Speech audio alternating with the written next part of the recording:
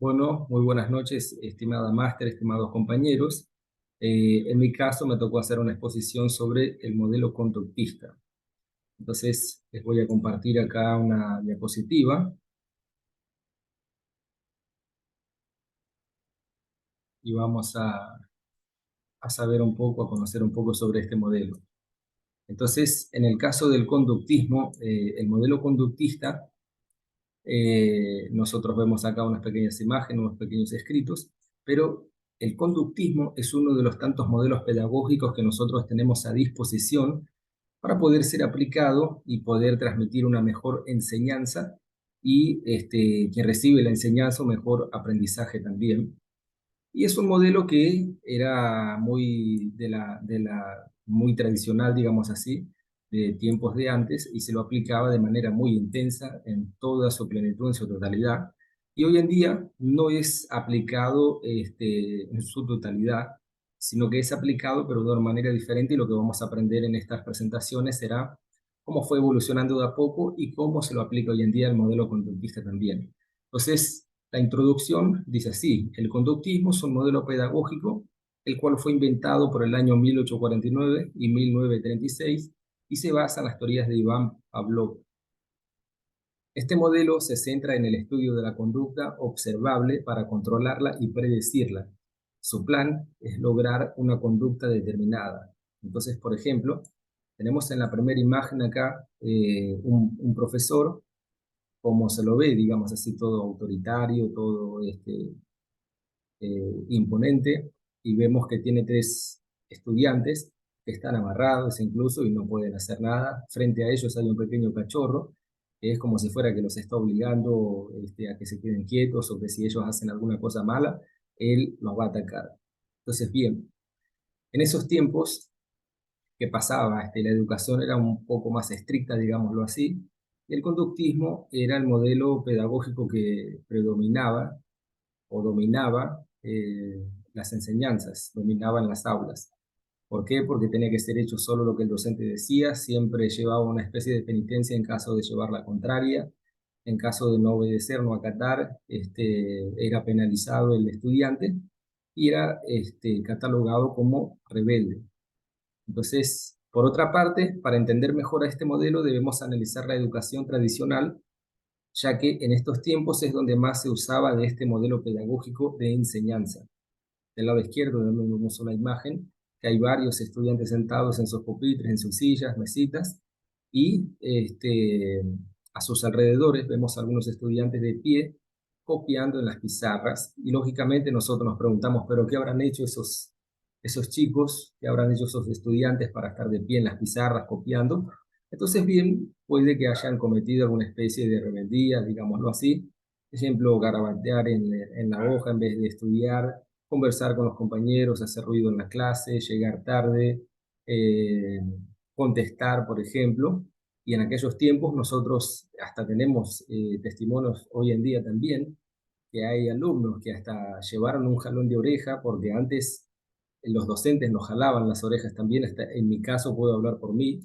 Cuando estudiaba lo que es la escuela, tuve una docente que me jaló la oreja, pero lógicamente bien merecido, por portarme mal, porque tuve una conducta, un comportamiento que no era adecuado para un estudiante.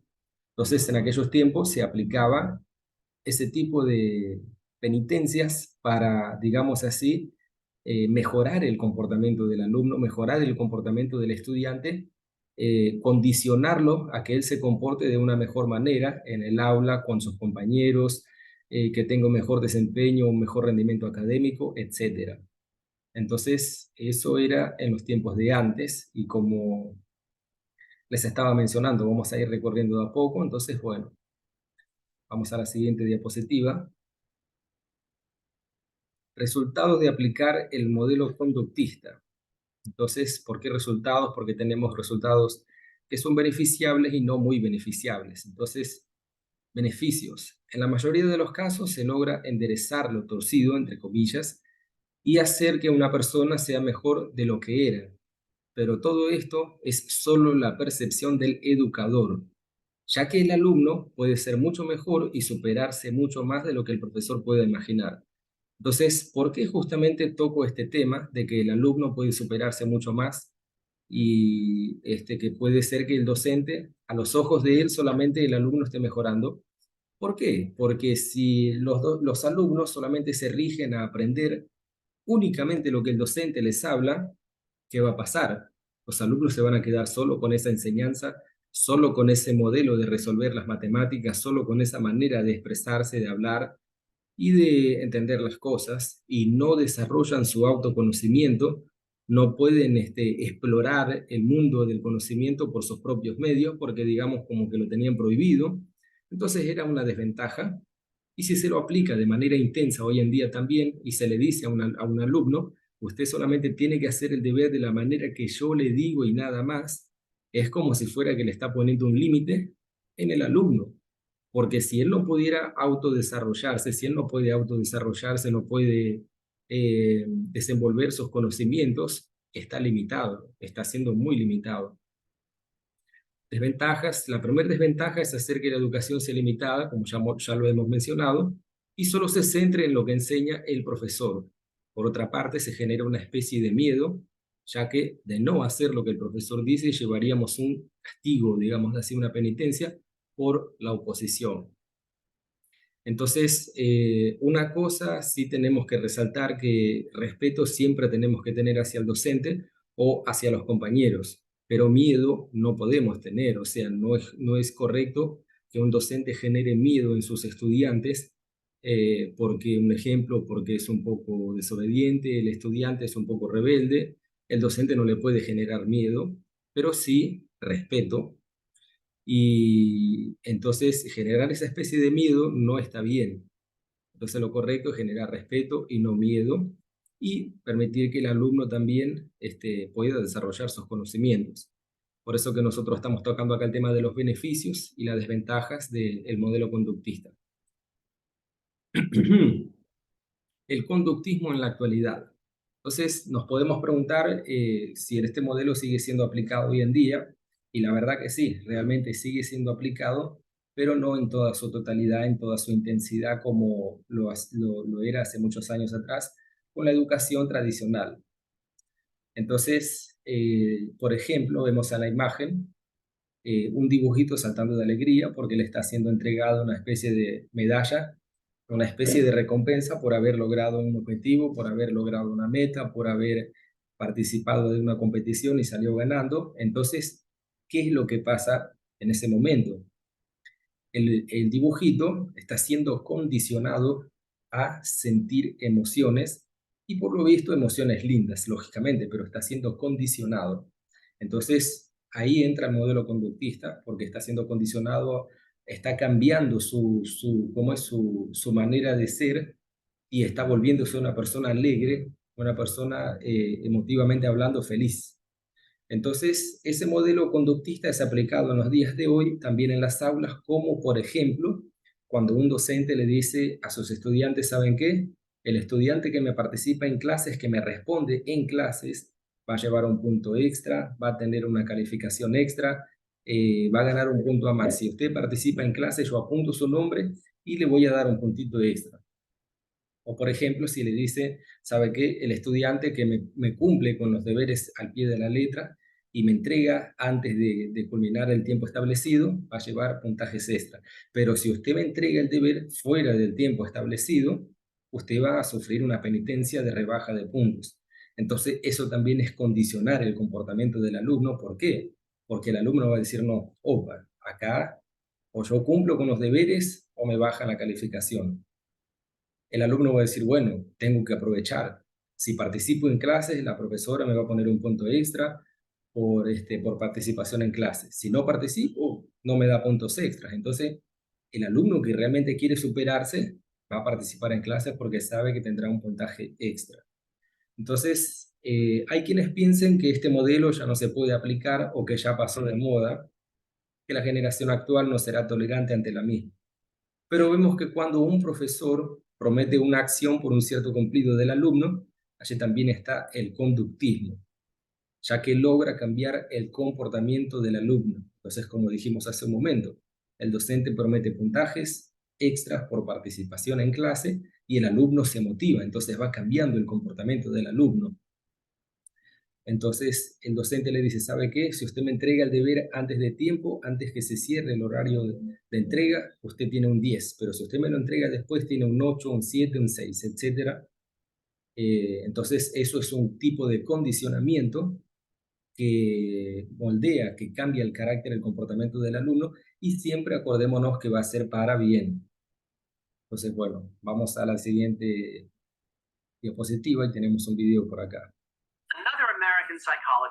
Otro psicólogo norteamericano muy influenciado por Pablo fue John B. Watson. Watson creía que en psicología lo único viable de estudio científico eran las conductas aprendidas observables. Atacó las doctrinas sobre rasgos heredados e instintos como causa de un comportamiento. En su lugar, habló del poder ilimitado del condicionamiento y del control del entorno para modelar el comportamiento tanto de animales como de seres humanos. Para estudiar el poder del condicionamiento, Watson utilizó bebés como sujetos de estudio, tal como vemos en estas imágenes de 1920. Watson demostró que se podía aprender emociones fuertes en una situación por condicionamiento y después generalizarlas o transferirlas a otras situaciones similares sin tener que repetir el condicionamiento original.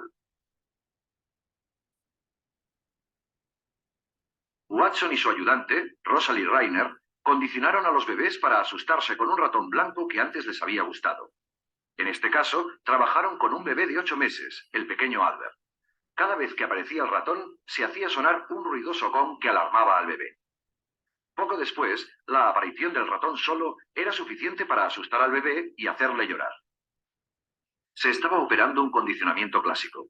Cuando el bebé se alejaba gateando del ratón hacia un sitio seguro, su comportamiento resultaba recompensado, y de este modo su miedo se reducía. En ese momento se estaba operando un condicionamiento instrumental. Más adelante, cuando el bebé veía algún estímulo similar al ratón, un conejo, un perro, un abrigo de piel, una máscara, su miedo aprendido se había generalizado para cualquiera de ellos. Aquellos bebés que antes no tenían miedo de nada, ahora se atemorizaban fácilmente por una gran cantidad de cosas inofensivas. Este primer estudio de Watson fue controvertido debido a la utilización de bebés. Hoy en día, un experimento de este tipo no podría llevarse a cabo debido a las estrictas directrices éticas que gobiernan el tratamiento de todo tipo de sujetos de investigación, tanto humanos como animales. Algunos años después de estas demostraciones, un miembro del equipo de Watson, Mary Cover Jones, desarrolló técnicas para eliminar miedos ocasionados por condicionamientos naturales en adolescentes. Jones fue la primera terapeuta conductista. Pero estas técnicas llegaron demasiado tarde para algunos de los sujetos de Watson. El destino del pequeño Albert permanece en la incógnita. Entonces, bien, como pudimos ver, este experimento que fue hecho por Watson, primeramente fue hecho en bebés, como estaba mencionando en el video, y ¿qué pasó? Lo condicionaron al bebé a que él pase a tenerle miedo al ratoncito blanco, que antes jugaba con ese ratón tal vez o no le tenía ningún tipo de miedo.